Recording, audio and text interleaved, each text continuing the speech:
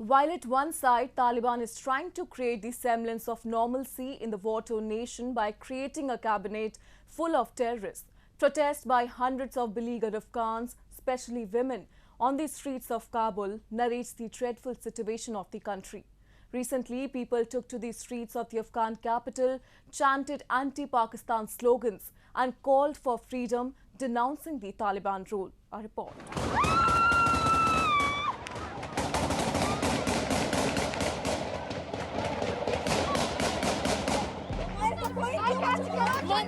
Hundreds of Kabul residents came out on the streets and demonstrated outside the Pakistan's embassy demanding Islamabad to stop meddling in Afghanistan's affairs, as they claim that Pakistani drones have conducted airstrikes in Panjshir province to support Taliban. According to protesters, Afghanistan was invaded by Pakistan and that Pakistan should be sanctioned for this. Seeds of residents have also been sprouting through the Afghan women shouting slogans like "Death to Pakistan," "We don't want Pakistani puppet government," and "Pakistan, leave Afghanistan," among others. They were marching despite all odds to reclaim their basic rights and freedom after the Taliban announced an all-male interim government, thus eliminating women's representation and participation in the new Taliban regime. Defenseless Afghans are fighting for their rights and life after the world's most powerful militaries fled, leaving the people of Afghanistan alone in mess and misery.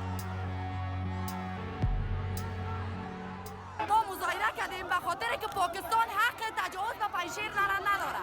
پنجشیر فعلا گشنه است. پنجشیر دوا نداره فعلا. پنجشیر راهش تمامش بسته است. بعد کنه که پاکستان چیکاره که داخل ولایت ما میاد ولایت ما رو برباد میکنه. نه طالبان، نه نماینده طالبان، نه پاکستان. هیچ کس حق تجاوز به پنجشیر نداره. Showcasing their actual colors, the Taliban members fired gunshots in the air to disperse the protesters. However, they failed to crush these protests.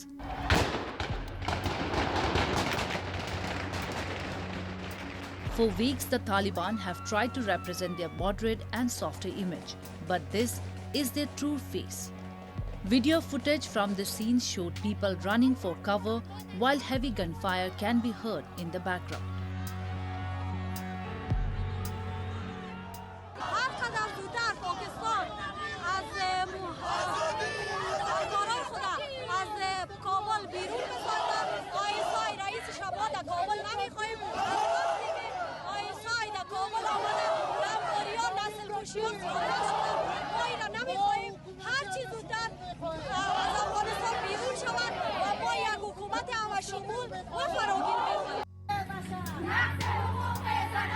Women face the worst though. A video surfaced on social media showcasing the women protesting outside the university, while Taliban beat them up in full public view. Meanwhile, in a candid spirit of boldness and fearlessness, an Afghan woman was snapped looking face to face at an armed Taliban man who pointed his gun to her chest, in one of the many compelling images that emerged from the recent protest in the capital. As per reports, journalists were also prevented from filming at the rally. Afghanistan's regional news agency reported that its cameraman was arrested for covering anti-Pakistan protest.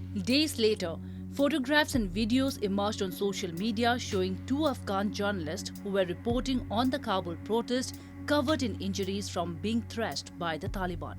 When Taliban came to power, one of the biggest fears was that they would attack the Afghanistan's free and vibrant press. But they claimed they have changed. However, with repeated reports of violence and abuses surfacing against journalists in the country, all their claims have gone up in smoke. نزدیک به 10 دقیقه می رقم 7-8 نفر به جان ما تا که زور داشتن میزدن، این با آخرین زور خود چوبر بالا میکرد میزد به جان. بعد از اینکه بسیار ما را زدن دیدم که از حال رفتیم و یعنی ما کاملا بی‌حال شدیم. ما را از اینجا بالا کردن بردن که زندانی کنن یا که سلولا به اونجا یک چند نفر دیگه برد. هر چی داد و بیداد میکردم که من نکردم با من خشونت نکنی. من خبرنگار هستم، اهمیت نمیدادم. اتفاقا مسخره میکردم که خبرنگار هستی فیلم پخش میکنی، تظاهرات گسترش میتین. من فقط